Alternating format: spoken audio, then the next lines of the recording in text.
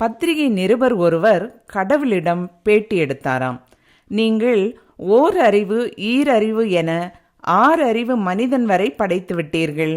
7வது அறிவு உயிரினத்தை எப்போது படைக்கப் போகிறீர்? எந்த நாட்டில் படைக்கப் போகிறீர்? 7வது அறிவு உயிரினம் 6 அறிவு உயிரினமான மனித இனத்தை அடக்கி ஆளுமா?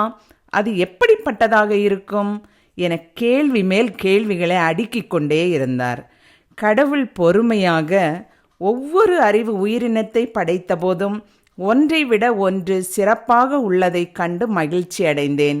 நிலம், நீர், காற்று, ஆகாயம், நெருப்பு என அவைகளை காத்து நின்றேன். 6வது அறிவு உயிரினமான மனித இனம் நிலம், நீர், காற்று, ஆகாயத்தை மாசுபடுத்தி அழிக்க தொடங்கி விட்டனர். நெருப்பையாவது விட்டு வைத்தார்கள் என்று பார்த்தால் அதையும் ஆராய்ச்சி செய்கிறேன் என்று கிளம்பிவிட்டார்கள். எனவே 6 அறிவே அதிகம் என்று எண்ணி அத்தோடு படைப்பை நிறுத்திவிட்டேன் என்றாராம் கடவுள். ஆம் அன்பு நட்புகளே, இயற்கை நமக்கு ஏராளம் வளங்களை அள்ளி கொடுக்கிறது. நாம் அவற்றை பயன்படுத்தலாம். நமக்கு மட்டுமே சொந்தம் என எண்ணி மாசுபடுத்தக்கூடாது. இயற்கை அனைத்து உயிர்களுக்கும் சொந்தமானது. அதை தூய்மையானதாக அடுத்த தலைமுறைக்கு விட்டு செல்ல வேண்டியது நமது கடமை அல்லவா?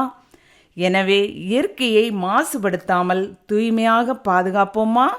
லைக் பண்ணுங்கள், ஷேர் பண்ணுங்கள், சப்ஸ்கிரைப் பண்ணுங்கள். நன்றி.